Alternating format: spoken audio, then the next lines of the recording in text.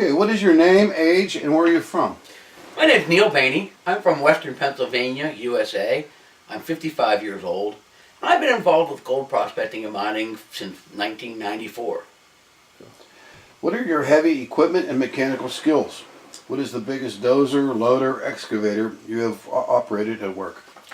Well, this question gave me some trepidations. I was not sure how to answer it, and I realized I have a very close friend who worked with United Equipment Rental, an international heavy equipment company.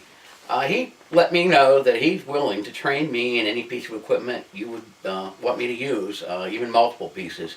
And he, in fact, is even willing to work on the whole project with us if you're interested in it. What skills and experience do you have that would make you an asset to any gold mining crew?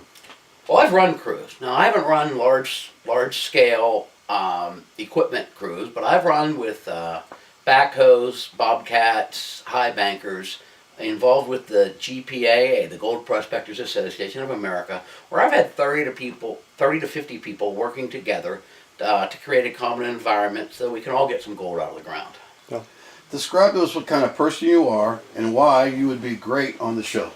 Well, I think that I'm a pretty rambunctious and entertaining person. I have some good stories, I have different things I do, but I know gold, and I know my way around gold, and I understand the basic concepts of gold as far as classification by size and gravity to remove it from the dirt around it.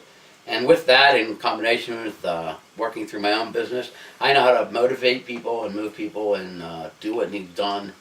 I believe slow and steady wins the race. And that's what you need to be a prospector and miner. If you can't reach the end through a lot of time, then it's not worth reaching the end. How would friends and colleagues describe you?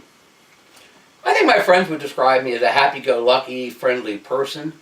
But they know that when it comes down to it, I'm patient, and I have I want to get the job done right. I want to do things the way they need to be done. When I go fishing, I'll sit there all day, but by the end of the day, I catch more fish than anybody else. And isn't that what matters when you're fishing?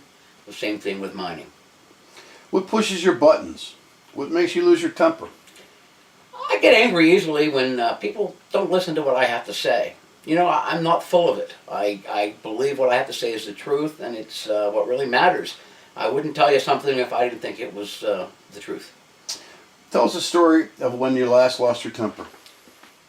Well, I lose my temper with my children often. My kids are, my two boys are 19 and 22 years old, and of course they're immortal and they'll live forever and they know everything. And I lose my temper a lot with them because they don't want to hear about my years of wisdom and the things I've seen in the world.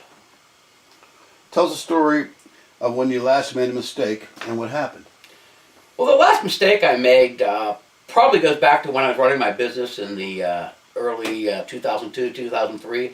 And we used to produce banners for the sports teams in Pittsburgh. And they came down rather quickly. We had only a few days to turn over a project. And I remember buying material for one of our things, and someone printed on the wrong side of the material. And we had a hard time replacing and running that in time. And I blew my top because someone really messed up the day. But in the end, through perseverance, we were able to produce the project in time and everybody was happy. How do you communicate at work? Well, communication at work's a hard thing. You have to use communication to the level of the person you're dealing with, to the way the person interacts with you. You have to kind of really work with who you have. Sometimes you don't have a choice when working with people, and sometimes you do. And communication's important, and I don't like repeating things. I'd rather someone ask a question while I'm telling them how to do something than mess it up and ask later, oh, I didn't understand that. I really dislike that. Are you a straight talker and confrontational, or do you sugarcoat things so that you don't get a reaction? Do you like being in control, or do you like to follow? I really like being in control, but I like to be in control in the background. I like to sugarcoat things to where it's easy to swallow, but I certainly will confront you directly if you're not listening to what I'm saying. That's it. That's it. Went good. I thought it went really well. I obviously You didn't move your hands enough. I tried and I just forgot about it. Okay.